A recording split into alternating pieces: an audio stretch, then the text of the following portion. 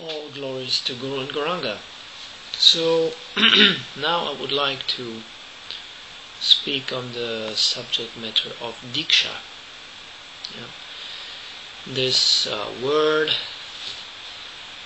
subject, has become known throughout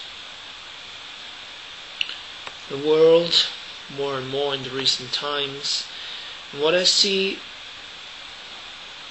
a lot of positive in it, but I have some concerns which I would like to share as a consideration. In that sense, I would like to go back in history a little bit to Osho or Rajneesh, that so-called guru, who used the term, the Sanskrit term, and the historical and Vedic term sannyasi. And he labeled people with this term who are not at all falling into the category of what is actually the meaning of sannyasi in ancient Sanskrit. I don't want to discuss this now. Now I want to discuss the subject of diksha. So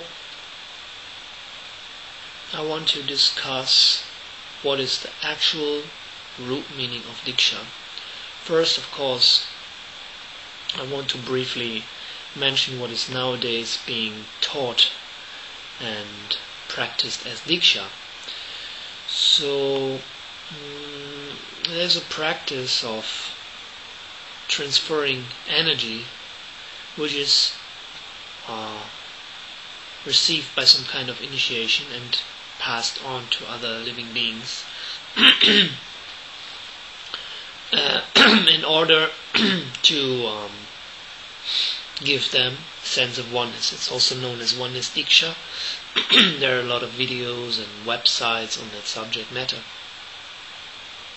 And I think it's an interesting idea and not so bad in itself, but again, I'm seriously concerned about the use of the term diksha, which in the original Sanskrit and Vedic tradition has a particular meaning, and here it's taken out of the context. So usually they're putting the hands on the head and then they're transferring energy in a certain way. Sometimes it can be also transferred through the eyes. And there are different types of diksha, and usually the general type of diksha that they give is mukti, which means liberation, so that the receiver can come into a state of oneness. And there is different kinds of healing dikshas, etc., etc.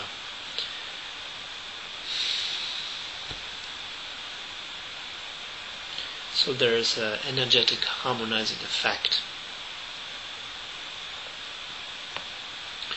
So at best, it's the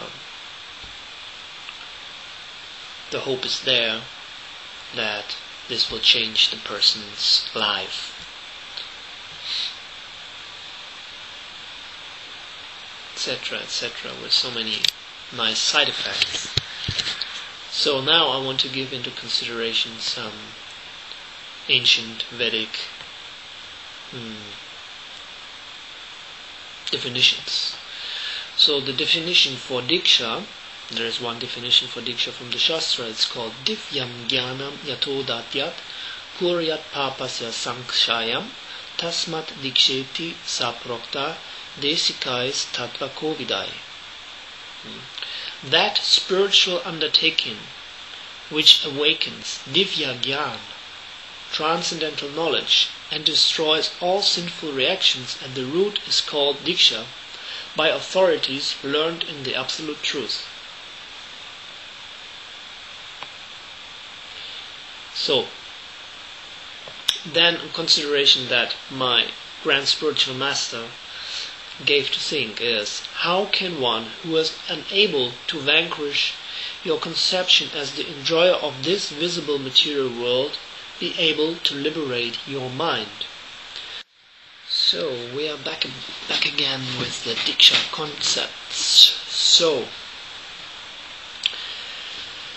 in the real diksha, the process is such that the student of the Vedas, he is approaching a Satguru, means a realized spiritual master who has realization of the transcendental realm and the Supreme Personality, and receives mantra from him.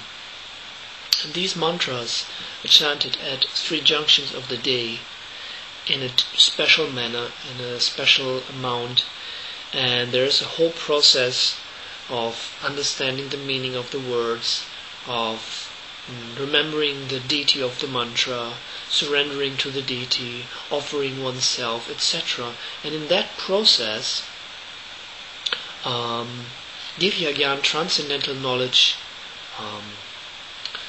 manifests, and at the same time, ksha, also di means diva-jnana, and ksha means diksha, and that means darshan.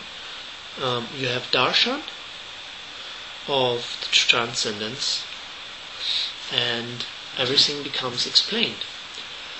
So I just wanted to give this consideration, what is actually real diksha, because sometimes these terms are used and the actual thing is being covered over. So many people, they take diksha also from a proper guru in a proper line, but of course most of us, and including myself, we are not proper candidates for receiving this real diksha, where really diva-jnana, transcendental knowledge, is imparted in the heart and realization is coming, and all sins and sinful tendencies are destroyed. So that is very rare. So you cannot get real diksha from a false guru or someone who is not actually transcendental realization. So if you want to know about real diksha, I suggest that you go to the page purebhakti.com and you can find out more about diksha there as well. So all glories to Guru and Garanga. Thanks for listening, and Radhe Radhe.